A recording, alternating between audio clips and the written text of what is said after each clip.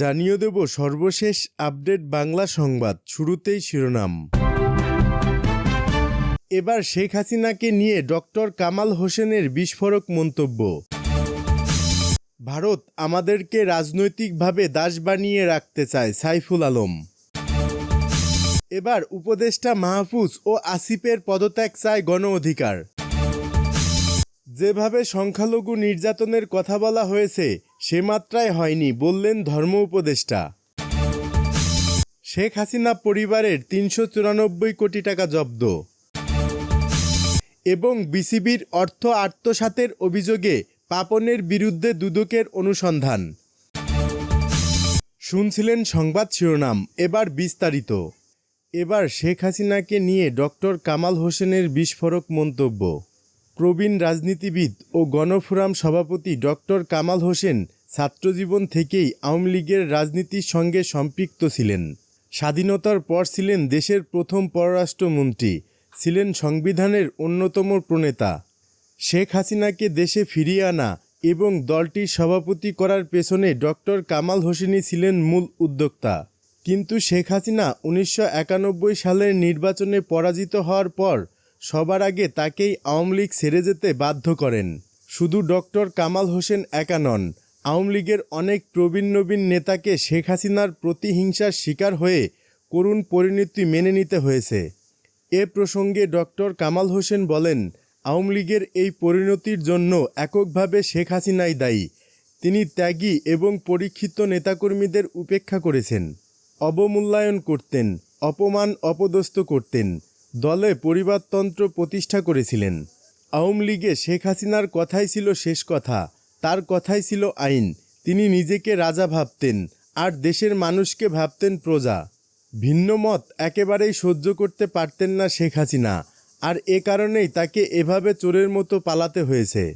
শুধু ডক্টর কামাল হোসেন একা নন, আওয়ামী লীগের অনেক প্রবীণ নবীন নেতাকে শেখ হাসিনার প্রতিহিংসার শিকার হয়ে করুণ পরিণতি মেনে নিতে হয়েছে। শেখ হাসিনার ছেলে সজীব ওয়াজেদ জয়ের দুর্নীতি নিয়ে কথা বলায় আব্দুল লতিফ সিদ্দিকীকে ২০২৪ সালের ২৪ অক্টোবর আওয়ামী লীগ থেকে বহিষ্কার করা হয়। এর আগে একইভাবে ১৯৯৯ সালে আওয়ামী লীগ ছেড়ে যেতে বাধ্য করা হয় তার ছোট ভাই বঙ্গবীর আব্দুল কাদের সিদ্দিকীকেও। আব্দুল লতিফ সিদ্দিকী আওয়ামী লীগের সভাপতিমণ্ডলীর সদস্য ছিলেন পাট ও বস্ত্রমন্ত্রী। সজীব ওয়াজেদ জয়ের বিরুদ্ধে কথা বলার অপরাধে দল থেকে ছিটকে পড়েন, মন্ত্রিত্বও হারান। আর আব্দুল কাদের সিদ্দিকী ছিলেন দলটির কেন্দ্রীয় কার্যনির্বাহী কমিটির ১ নম্বর সদস্য। তাকে বাদ দিয়ে শেখ হাসিনার আপন ফুফাতো ভাই আবুল হাসনাত আবদুল্লাহকে দলের কেন্দ্রীয় কার্যনির্বাহী কমিটির ১ নম্বর সদস্য করেন। সূত্র যুগান্তর। ভারত আমাদেরকে রাজনৈতিকভাবে দাস বানিয়ে রাখতে চায়, সাইফুল আলম। ঢাকার মগবাজারের আল ফালাহ মিলনায়তনে ইফতার মাহফিল করেছে বাংলাদেশ জামায়াতে ইসলাম। সোমবার জামায়াতের নেতৃবৃন্দ এই ইফতার মাহফিলের আয়োজন করেন। এতে প্রধান অতিথি হিসেবে উপস্থিত ছিলেন জামায়াত ইসলামীর কেন্দ্রীয় নির্বাহী পরিষদ সদস্য সাইফুল আলম খান মিলন। তিনি বলেন, আমরা একটা মানবিক নতুন বাংলাদেশ গড়ে তুলতে চাই। আমাদের দেশ আমরাই গড়ে তুলব, যেখানে মায়া মমতা ও ভালোবাসা থাকবে। তিনি আরও বলেন, ভারত চায় এদেশকে অর্থনৈতিকভাবে শোষণ করতে এবং রাজনৈতিকভাবে আমাদেরকে দাস বানিয়ে রাখতে। যারা ভারতের এই ইচ্ছাকে বাস্তবায়ন করতে চায় আমরা তাদেরকে সমর্থন করতে পারি না।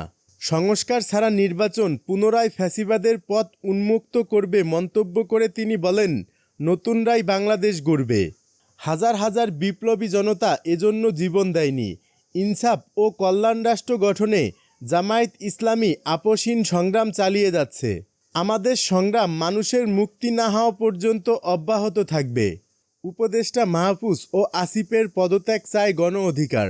অন্তর্বর্তী সরকারের ২ ছাত্র উপদেষ্টা মাহফুজ আলম ও আসিফ মাহমুদ সজীব ভুঁইয়ার পদত্যাগ দাবি করেছে গণ অধিকার পরিষদ। আগামী ১৫ দিনের মধ্যে তারা পদত্যাগ না করলে গণ অভ্যুত্থানের সকল শক্তিকে নিয়ে কঠোর কর্মসূচির হুঁশিয়ারিও দিয়েছে দলটি। মঙ্গলবার দুপুরে রাজধানীর পুরানা পল্টনে দলের কেন্দ্রীয় কার্যালয়ে অনুষ্ঠিত জরুরি সংবাদ সম্মেলন থেকে এ দাবি তোলা হয়। প্রয়োজনে দাবি আদায়ে প্রধান উপদেষ্টার কার্যালয় যমুনা ঘেরাও করা হবে বলেও হুঁশিয়ারি আসে। সংবাদ সম্মেলনে গণ অধিকার পরিষদের সাধারণ সম্পাদক রাশেদ খান বলেন, সম্প্রতি ওয়াসা নিয়োগ নিয়ে যে বিতর্ক সৃষ্টি হয়েছে সেই নিয়োগ বাতিল করতে হবে। সরকারের বিভিন্ন দপ্তরে ছাত্র প্রতিনিধি হিসেবে যারা নিয়োগ পেয়েছেন তাদের নিয়োগ বাতিল করতে হবে। এদিকে জুলাই গণ অভ্যুত্থানে গণহত্যা চালানোর দায়ে আওয়ামী লীগকে নিষিদ্ধের দাবিও তোলেন রাশেদ খান। গণ অধিকার পরিষদের সহসভাপতি ফারুক হাসান বলেছেন, শিক্ষার্থীদের দল গঠনের মাধ্যমে ডক্টর মোহাম্মদ ইউনূসের সরকার নিরপেক্ষতা হারিয়েছে। ফলে ছাত্রদের মধ্য থেকে যারা উপদেষ্টা পরিষদে রয়েছেন তাদের পদত্যাগ করতে হবে। গণ অধিকার পরিষদের এই নেতা দাবি করেন, ডক্টর মোহাম্মদ ইউনূসের চতুর্দিকে যারা রয়েছেন তারা আওয়ামী লীগের এজেন্ডাধারী, আওয়ামী লীগের দালাল। এরা আওয়ামী লীগের কাছ থেকে নানা সুবিধা নিয়ে ইতিমধ্যে ছাত্রদের যে রাজনৈতিক দল গঠন করেছে তাদেরকে নানাভাবে পৃষ্ঠপোষকতা করছেন। আমরা এটাও শুনেছি আওয়ামী লীগের বড় বড় ব্যবসায়ীদের কাছ থেকে মোটা অঙ্কের টাকা নিয়ে আসার জন্য এই সরকারের 2 থেকে 3 জন উপদেষ্টা অত্যন্ত ঘনিষ্ঠভাবে কাজ করেছেন। সেই উপদেষ্টা কারা আপনারা জানেন, সামাজিক যোগাযোগ মাধ্যমে তাদের নামগুলো উঠে আসছে। যেভাবে সংখ্যালঘু নির্যাতনের কথা বলা হয়েছে সে মাত্রায় হয়নি ধর্ম উপদেষ্টা। বাংলাদেশে সংখ্যালঘু নির্যাতনের কথা যেভাবে বলা হয়েছে সে মাত্রায় হয়নি বলে দাবি করেছেন ধর্ম উপদেষ্টা আ.ফ.ম. খালিদ হোসেন। তিনি বলেন, দেশে কিছু বিচ্ছিন্ন ঘটনা ঘটেছে, তবে আইনশৃঙ্খলা পরিস্থিতি নিয়ন্ত্রণ করার চেষ্টা করেছে সরকার। মঙ্গলবার সচিবালয়ে সংবাদ সম্মেলনে তিনি এসব কথা বলেন। ধর্ম উপদেষ্টা বলেন, নিষিদ্ধ সংগঠন হিজবুত তাহরীর বিষয়ে সরকার কঠোর। তারা মিছিল করার চেষ্টা করেছে, সরকার ভুন্ডুল করে দিয়েছে। মাজারে হামলার ঘটনায় ব্যবস্থা নেওয়া হচ্ছে বলেও জানান তিনি। হজের ভিসা জটিলতার বিষয়ে তিনি বলেন, এবার প্রায় 80,000-এর মতো হাজি উমরা করতে যাওয়ার পর বাকিরা ভিসা জটিলতায় পড়েছেন। ধর্ম মন্ত্রণালয়ের পক্ষ থেকে যোগাযোগ করা হলে সৌদি সরকার এই সাময়িক অসুবিধার জন্য দুঃখ প্রকাশ করে ঈদের পর ভিসা পাওয়ার আশ্বাস দিয়েছে বলে জানিয়েছেন ধর্ম উপদেষ্টা। এবার শেখ হাসিনাকে নিয়ে ডক্টর কামাল হোসেনের বিস্ফোরক মন্তব্য। প্রবীণ রাজনীতিবিদ ও গণফোরাম সভাপতি ডক্টর কামাল হোসেন ছাত্রজীবন থেকেই আওয়ামী লীগের রাজনীতির সঙ্গে সম্পৃক্ত ছিলেন। স্বাধীনতার পর ছিলেন দেশের প্রথম পররাষ্ট্রমন্ত্রী, ছিলেন সংবিধানের অন্যতম প্রণেতা। শেখ হাসিনাকে দেশে ফিরিয়ে আনা এবং দলটির সভাপতি করার পেছনে ডক্টর কামাল হোসেনই ছিলেন মূল উদ্যোক্তা। কিন্তু শেখ হাসিনা 1991 সালের নির্বাচনে পরাজিত হওয়ার পর সবার আগে তাকেই আওয়ামী লীগ ছেড়ে যেতে বাধ্য করেন। শুধু ডক্টর কামাল হোসেন একা নন, আওয়ামী লীগের অনেক প্রবীণ নবীন নেতাকে শেখ হাসিনার প্রতিহিংসার শিকার হয়ে করুণ পরিণতি মেনে নিতে হয়েছে। এ প্রসঙ্গে ডক্টর কামাল হোসেন বলেন, আওয়ামী লীগের এই পরিণতির জন্য এককভাবে শেখ হাসিনাই দায়ী। তিনি ত্যাগী এবং পরীক্ষিত নেতাকর্মীদের উপেক্ষা করেছেন, অবমূল্যায়ন করতেন, অপমান অপদস্থ করতেন, দলে পরিবারতন্ত্র প্রতিষ্ঠা করেছিলেন। আওয়ামী লীগে শেখ হাসিনার কথাই ছিল শেষ কথা, তার কথাই ছিল আইন। তিনি নিজেকে রাজা ভাবতেন আর দেশের মানুষকে ভাবতেন প্রজা। ভিন্ন মত একেবারেই সহ্য করতে পারতেন না শেখ হাসিনা, আর এ কারণেই তাকে এভাবে চোরের মতো পালাতে হয়েছে।